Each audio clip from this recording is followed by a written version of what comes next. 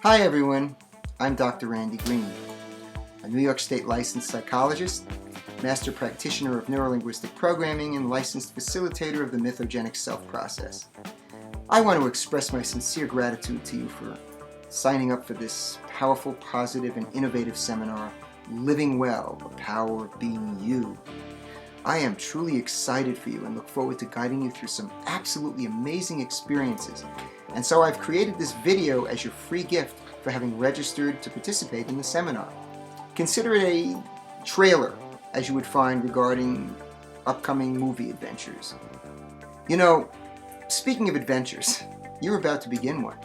An adventure in which you will discover the experience of your life. The late Joseph Campbell, a world-renowned mythologist and professor at Sarah Lawrence College, referred to this as the hero's journey. This is the pattern of all human experience and can be found evident in all walks of your life, your own, those of loved ones, friends, even enemies, and characters from movies and books as well. By recognizing the journey's stages and the significance they play in your life, you will develop a sense of flow of your own experiences that'll lead you to make better decisions, open doors to new knowledge, and express your true identity as a function of your relationship to other people. You know, the same Joseph Campbell once said, "The gift of a lifetime is being who you are." Isn't that beautiful? So who are you? Are you born with all this stress? Stressed over grades, the economy, relationships? Of course not. And how can you restore that natural state that represents who you truly most are? You will come to answer these questions for yourself during an empowering 3-day seminar. In the meantime, here's a sneak preview into 3 key elements, vital secrets as it were, to shedding a stressful way of being, going where stress is simply not, on your way to uncovering your identity. Element number 1, the ground of who you are. What you're experiencing first shows up in your body and is held in very specific ways. When you're calm, confident, creative, productive, and so forth, your neuromusculature manifests these expressions before you even realize you're operating this way. In a similar way, your body assumes a particular form when you experience stress and intensifies that form as you increase your expression of that stress. Beliefs about what you expect to happen first show up in your body and are expressed through the neuromusculature as postural shifts, micromuscular movements, breathing changes, eye accessing cues, meaning the path they follow to retrieve information, and so on. This way of representing experience is known as the somatic form and is wrapped around the powerful stories or myths we live by. Consequently, verbal feedback, such as the form we get in diagnoses when somebody tells you you have ADD or that you're depressed or that you're this or that you're that, or criticism and disapproval, and of course the opposites, compliments, acknowledgments, acceptance. All of that is first expressed somatically through your body.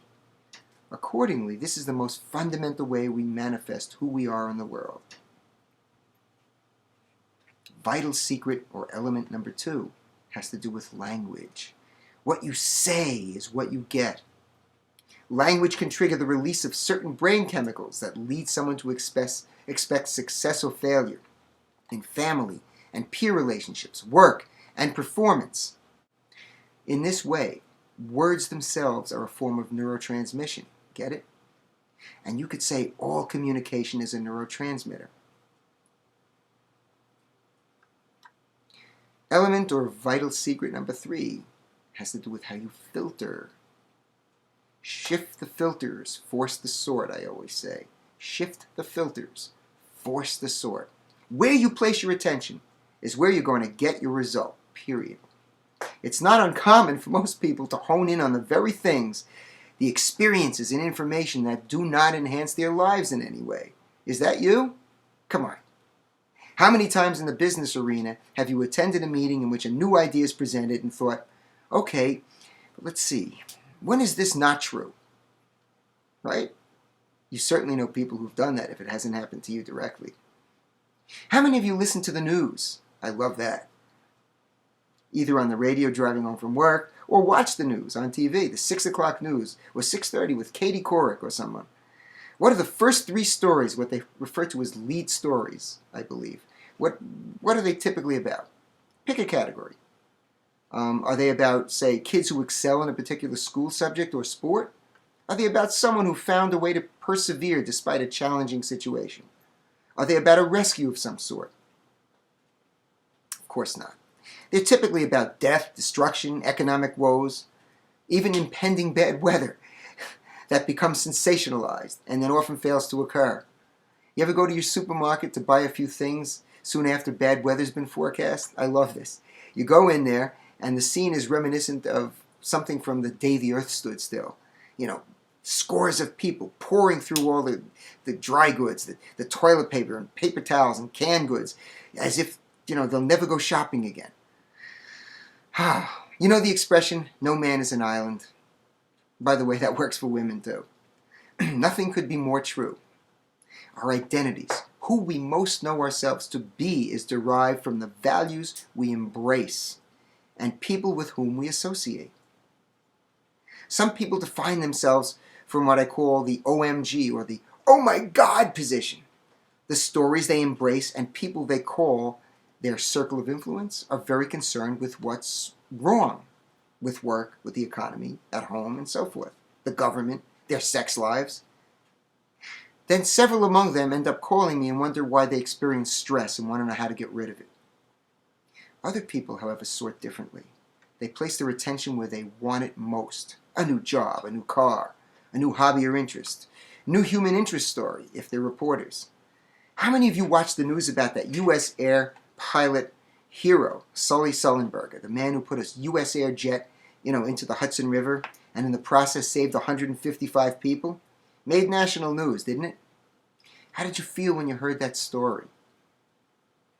How do you suppose he filtered information? When those birds hit the engines, did he go, "Oh my God! Oh, we're all going to die. This is terrible. Just my luck.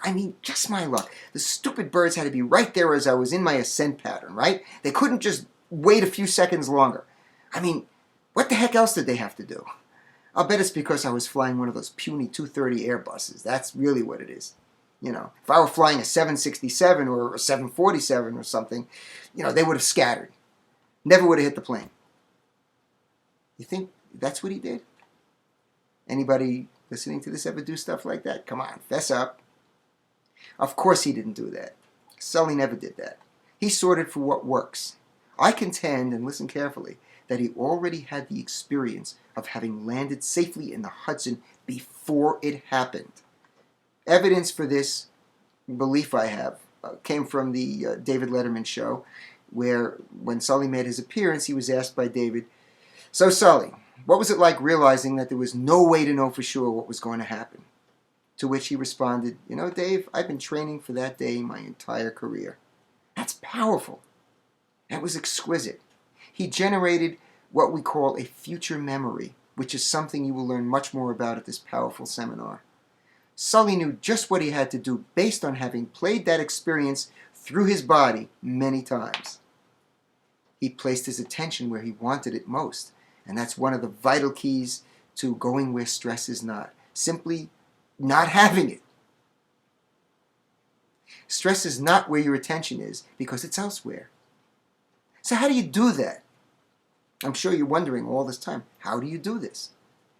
How can you access and learn to maintain a way of being away from what could go wrong that often generates negative states such as stress? Well, telling you is one thing, but then again, one of my favorite expressions is verbal behavior is just a lot of talk. Experiencing it for yourself is another thing. Come to my weekend seminar, Living Well, the Power of Being You. Let me guide you toward uncovering and expressing a potent way of being that you already possess. The value that you take away from this weekend is that it will repay you in dividends for the rest of your life. I am Dr. Randy Green, and I want to wish you the life of your dreams.